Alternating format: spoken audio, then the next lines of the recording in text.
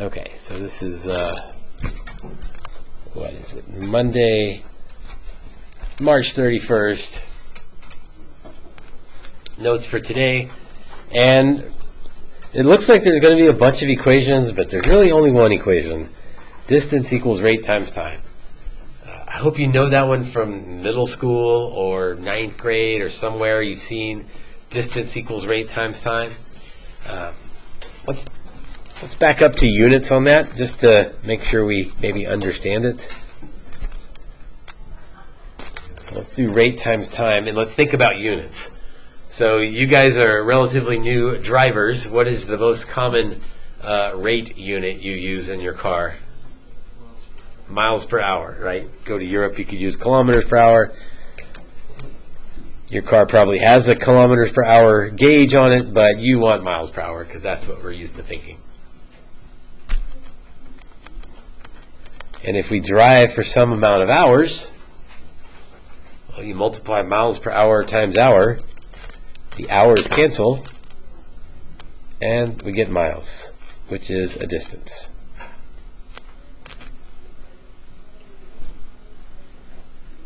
So, distance equals rate times time.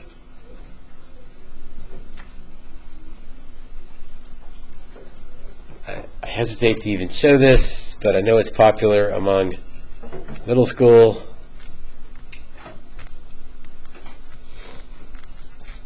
Anybody seen that before? Okay, please don't use that. That's for people who don't know math, okay?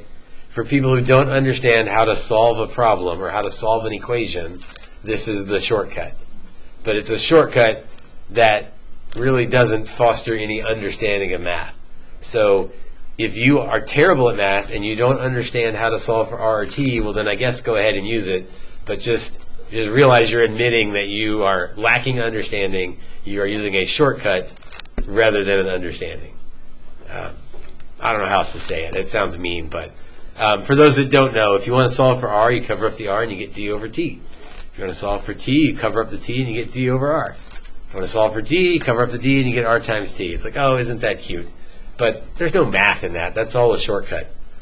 And yeah, my boss just walked by as I'm denigrating shortcuts rather than understanding. She's okay with that though, so she'd be all right.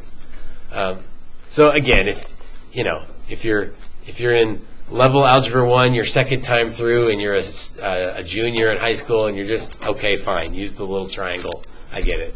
But if you're in algebra 2 advanced, hopefully you can look at that equation and solve that for R without your silly triangle.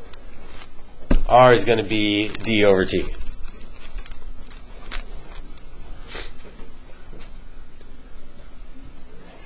And T is going to be D over R.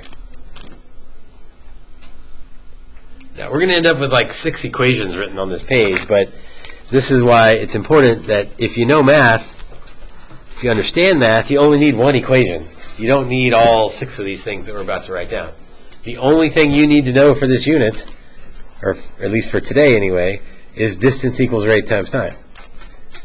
Beyond that, I trust that you can solve for R or T when you need to. You don't need the little triangle thing. Again, it's not a knock on your teachers that showed you that. They showed you that because there were people in your class who didn't know how to divide both sides by R or T. So shame on the people that didn't know that, not shame on your teacher for trying to help them get there. Okay, D plus D, that would be if we need to have a combined distance, if we need to add distances.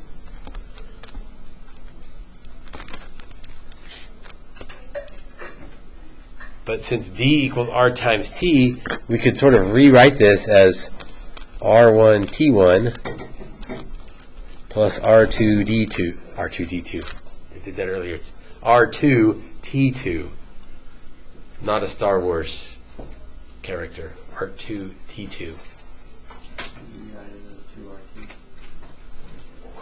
Well, okay, that's a good question. Could you rewrite that as 2RT? No, because these are not necessarily the same rates and same times. Okay? We'll do a problem later today where we drive for an hour at 40 miles per hour, and then we drive 2 hours at 50 miles per hour. How far do we go? Well, those are different R's and T's, so be careful. that's why we need those subscripts on there. R plus R, that would be if there's a combined rate.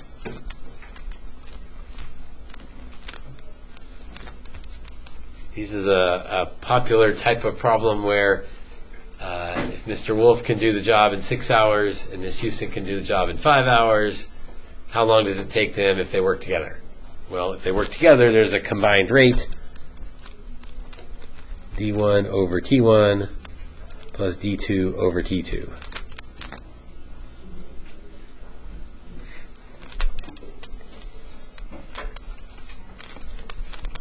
Lastly, a combined time, kind of follows the same pattern. T is D over R, so D over R for segment 1 or section 1 plus D2 over R2 for section 2.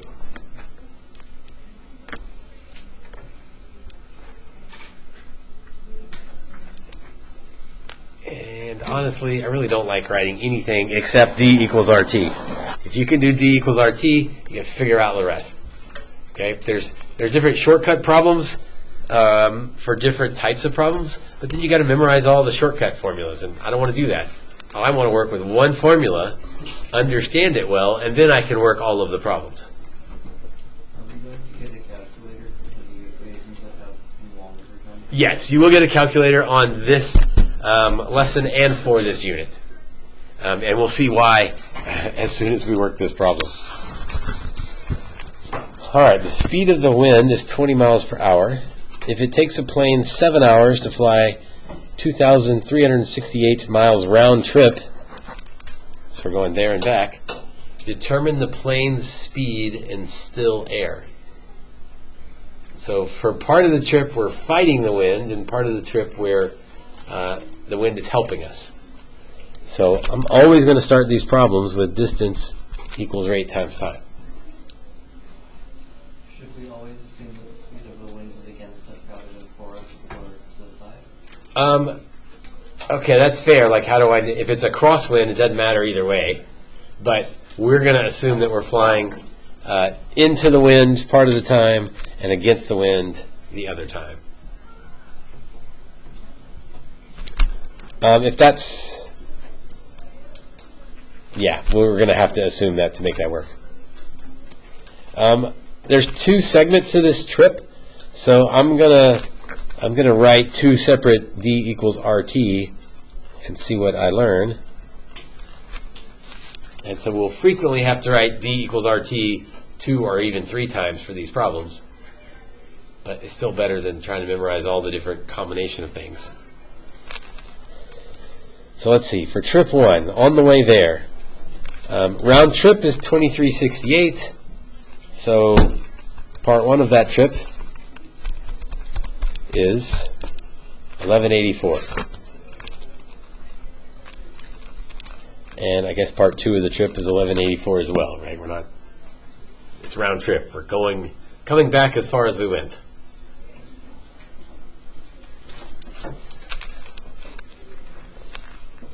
Now, on one part of the trip, we're fighting the wind. On the other part of the trip, the wind is helping us. We don't know which one is which, and it doesn't really matter. So we can just assume one. Let's say on the way there, the wind is helping us with the wind. So, you know what? Back up a second here. The plane speed in still air, let's call that R.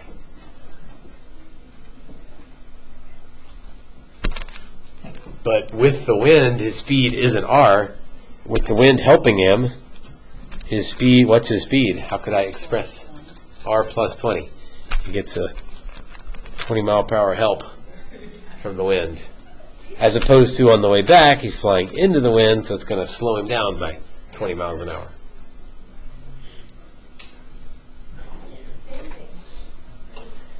And I don't really know either of the times.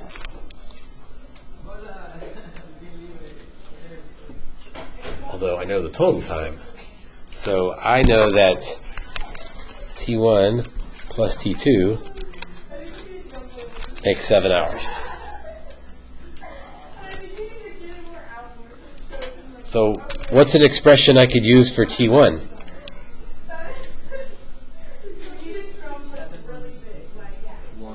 Well, 7 minus T2 is right. I could use that. But I want to use it from this equation up here.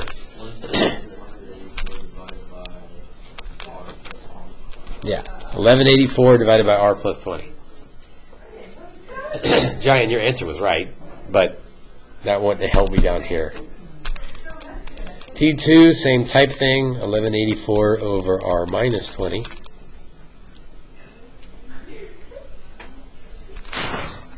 And now I can plug those in.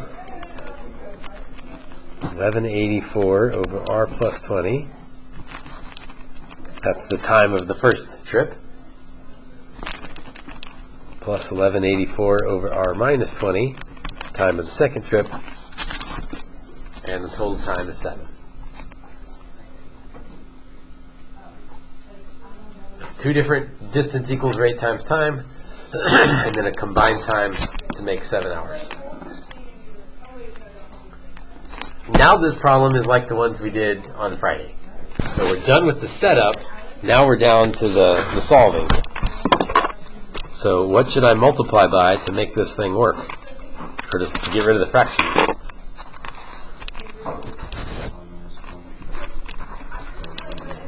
Well, both of them, R minus 20 and R plus 20.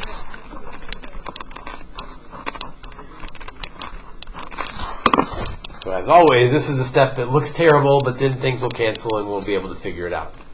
You just do like one of them, and then you'd have -1 on the bottom of one of them, and then you just multiply those. Okay, good question. Couldn't we just do one of them? But R plus 20 over R minus 20 does not reduce to -1. That was sort of what you were asking. That does not reduce to -1. You're thinking of 20 minus R over R minus 20. That's -1. But 1 plus and 1 minus is not -1. So I like that you're thinking, is there a shorter way to do this? But that won't work. That doesn't reduce. Right? Like 7 minus 3 over 3 minus 7, 4 over -4, that's -1. But if I have 7 plus 3 over 7 minus 3, that's not -1. 10/4, but that's not what we want it to be. Okay, back to this problem. You've got to multiply by both denominators to clear it out. On this first term, our plus 20s cancel. So 1184 times R minus 20. On the second term, the R minus 20s cancel, and so we're left with 1184 times R plus 20. And then the right-hand side is a mess. Although R minus 20 times R plus 20, that's not terrible. That's R squared minus 400.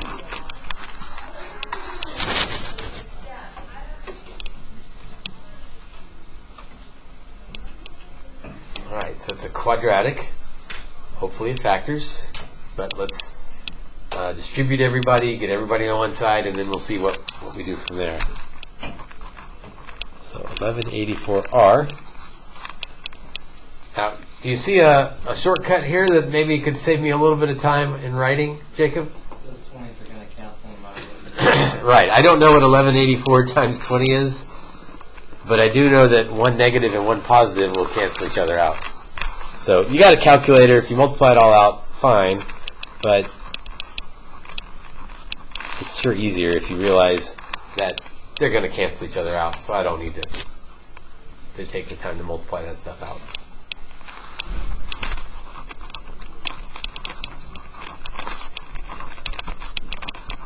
Okay, so 7R squared, 1184 plus 1184.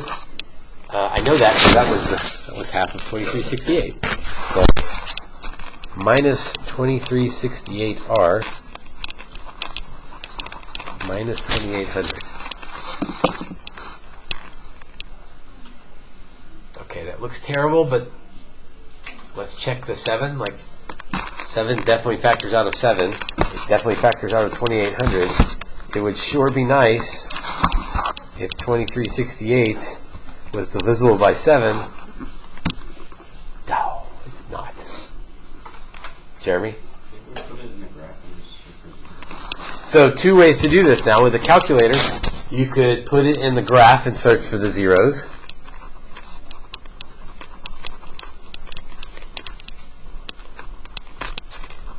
Or you could do the quadratic formula.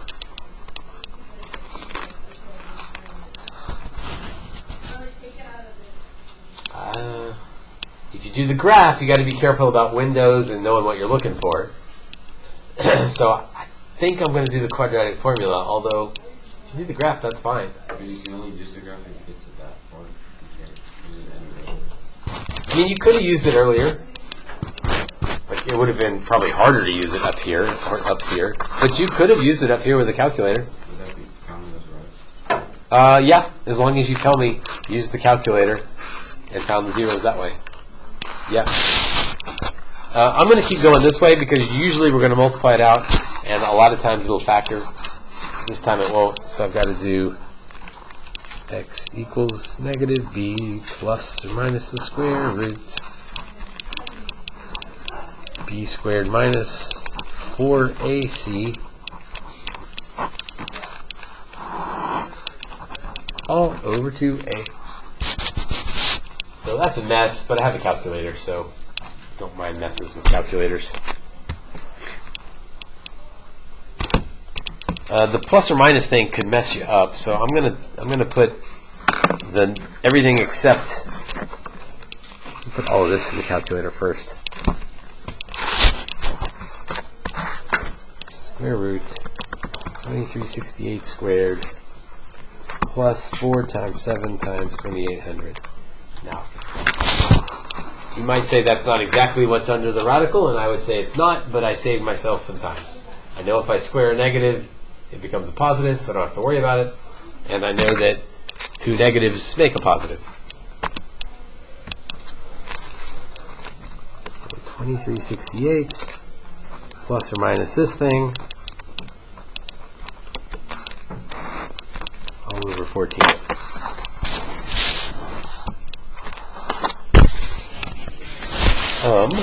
Yeah, we don't want to just trust our calculator. We want to be thinking about what's going on. What happens if I do 2368 minus 2384? I get a negative. And what is R supposed to represent? The rate of the plane speed. So I don't think a negative makes much sense. We're not like flying backwards. I think that's a weird visual to see, plane going in reverse. So let's just use the positive one. So plus 2368 and then divided by 14. This assumes you can use a calculator and do order of operations and not mess things up. 339.464 miles per hour. And that seems like a reasonable speed for a plane. So that's how fast the plane goes on its own. Kind of think back through the problem here.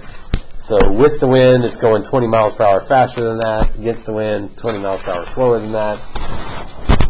I think we're okay.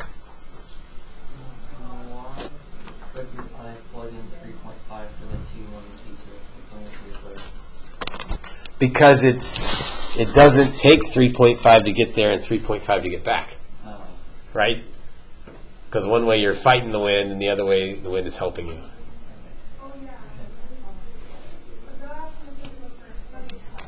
And if you go on long flights, shorter flights, you may not notice it, but on longer flights, we flew to London over the February break. It was like, wow, it took a lot longer to, forget which one. One way was longer than the other.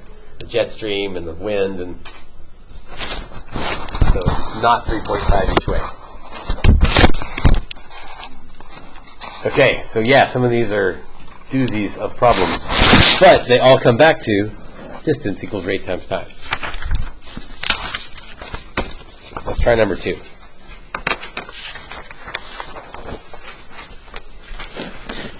And again, we'll put this at the top of the page.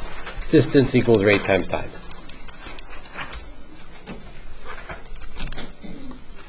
but I'm going to put distance in quotes. Rate times time, it'll always be rate times time, but distance, sometimes it's not really a distance, it's more like the job. How quickly can you finish a job, whether it's mowing lawns, painting houses, that sort of stuff. So we'll see what that looks like on this next problem. Working together, it took Anthony and Travis 6 hours to mow the lawns of all their clients together last week. The previous week, it took Travis 10 hours to do it alone. How long will it take Anthony if he mows by himself this week? Okay, so that's a lot of information. But it's all distance equals rate times time information. So let's do, well, the first thing it tells us is together. So let's do a together equation. So one set of lawns, the rate, well, they were working together, so it was a combined rate. R of Anthony plus R of Travis, and it took them 6 hours. Now, obviously that's not enough because I got two R's in there, two different R's. The previous week it took Travis, so we can write a Travis equation here. He did the lawns, he did one set of lawns. His rate took 10 hours.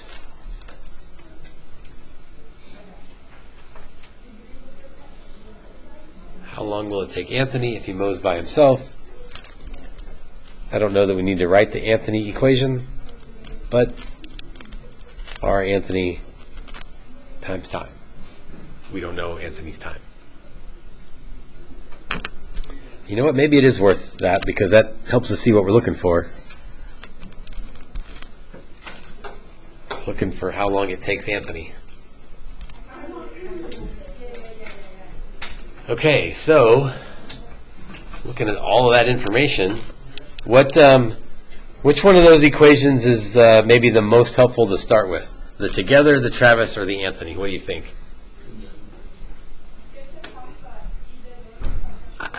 I can see it together, but the Travis one I can learn something from.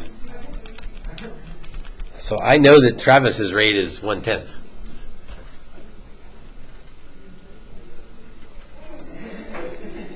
And then I can use that in the together equation. So 1 equals RA, I don't know, but now I know RT, 1/10, times 6. And then that's enough information to solve for RA, because it's one equation with one variable. So what would you like to do first to solve for RA in this equation? What if you want to make the fraction go away? So there's a couple different ways we could do. You can multiply by 10. Some people want to get the 6 out of the way. Yeah. I would say multiply by 10 to get the fraction out of there. So 10 equals 60 RA plus 6. Again, there's multiple ways to solve from there, but so 4 equals 60 RA. 4 over 60 equals 1 over 15.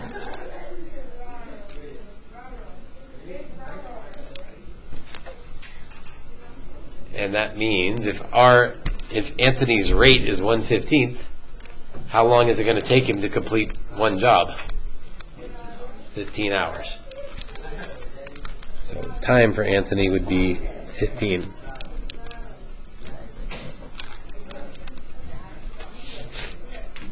Okay.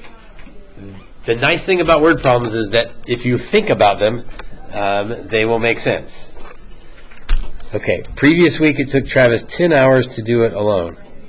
So if it took Travis 10 hours to do it alone, if there were two Travises, how long would it take to do the work? If Travis could clone himself instead of 10 hours, how long would it take? take 5 because there are 2 of him. So Travis would take 5 if it was by himself, but working with Anthony it took 6. Or if there were 2 Travises, it would take 5. Travis and Anthony take 6, so that means Anthony is slower than Travis. So I'm expecting an answer bigger than 10, and we got a number bigger than 10. So if you'll slow down and think about these, you can sort of narrow your answer and know if it makes sense.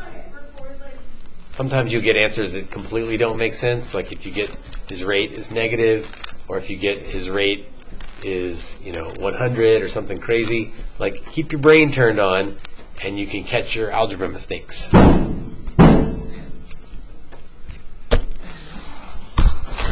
All right, last one, then we'll do a few of the homework together. Last one of notes, anyway. Noah and Owen build birdhouses together. Noah can build a house in 6 days. That's fine. I just want to make sure nobody hurt themselves. We're all good?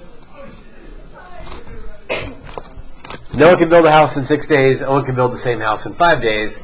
How long would it take the two of them, if they work together? Okay, let's write the distance equals rate times time equations. So I think we got Noah, we got Owen, and we got together.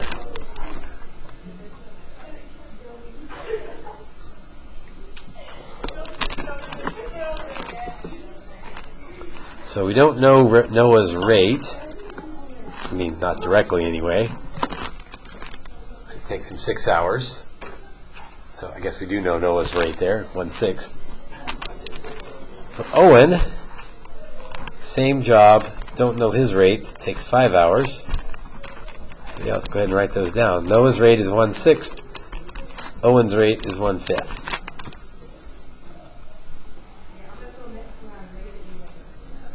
How long would it take them working together? You know what, before we go further, if Noah could clone himself, how long would it take him to do the job? 3 days. If Noah could clone himself, 2 Noahs would be 3 days. If Owen could clone himself, how long would it take? 2.5 days. So the combination of those, I'm pretty sure, is somewhere between 2.5 and 3. Right? Because one of them's faster than the other. Again, if we cloned Noah, it would be 3 days. If we cloned Owen, it would be 2.5 days. They're working together, so somewhere in the middle. All right, the together is the combined rate. I guess I could just fill those in since I know them. And the time is what we're looking for.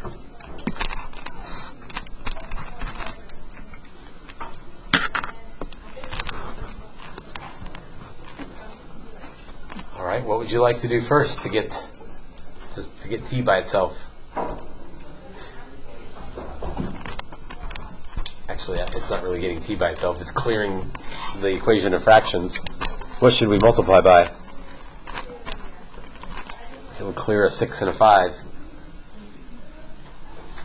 30 would work. So 30 on the left. And then 30t over 6 is 5t. 30t over 5 is 6t. So 11t equals 30. 30 over 11 is an okay answer, but I really want to see if it's in between what I thought it would be. Plus, I have a calculator, and I'd kind of like to know, how long does it really take? 30 divided by 11, 2.73 days.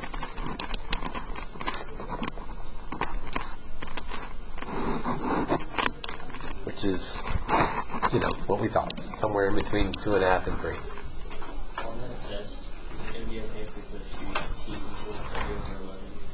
Yes. I'll box both of those because both of those would be acceptable answers. And a few people might go a different route. 30 over 11 would be 2 and 8/11. So that would be another way to describe.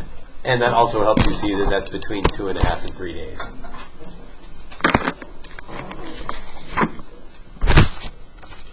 Okay, why don't you try number 1 on the assignment, because it's pretty similar to the Noah and Owen problem we just did. So there's the answer to question 1. Question 2 is a little bit different setup because of the 21K when they're working together. Now we're looking at number 3.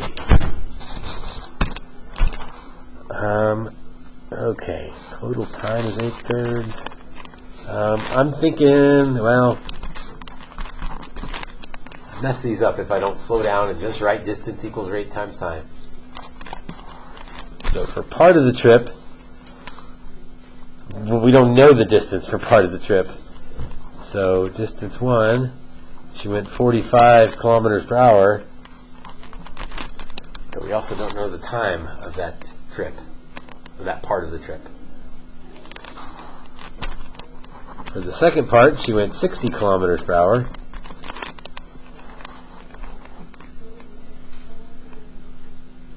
But we don't know the time she took on that part of the trip. What we do know is the total time is 2 2/3. But we also know the total distance is 150. So I guess let's add up the distances.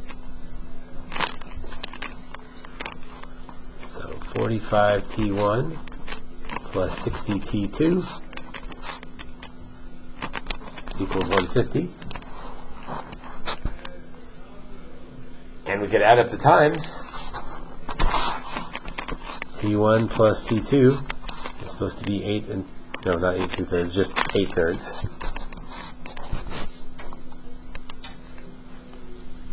And I'm actually working this problem slightly different than the way I did last period. That's okay. So now I got a system of equations. I haven't done this in a while. I'd like to use combination because I think that's the easiest. So what should I multiply this second equation by so that if I sandwich them, the T1s will go away? Let's go with negative 45. So negative 45 T1 minus 45 T2. And the third is even okay over here because, well, I got a calculator, but 45 divided by 3 is 15. 15 times 8 is 120.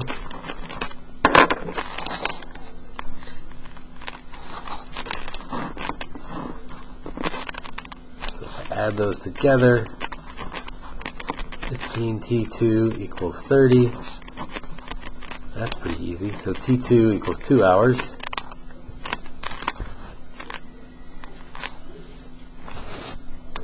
Which means, what was T1? Either 2/3 of an hour or 40 minutes, either way.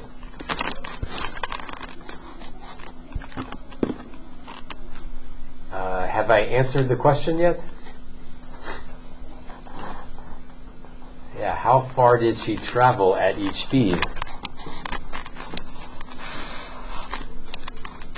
Well, now I can go back to these equations. And I have T1 and T2. So 45 times 2/3 equals 30. And 60 times 2 is 120. And those add up to 150, so I know I did it right. I guess we should specify 30K at 45, 120K at 60. That was a hard problem. So these problems, they're a little bit tricky to set up, and then some of them are a little bit tricky to solve. And so you've got to be good at both to get through these. All right, your assignment is the rest of them. I'm certain we will do some more together tomorrow on those problems. But you got a calculator, so maybe that'll help.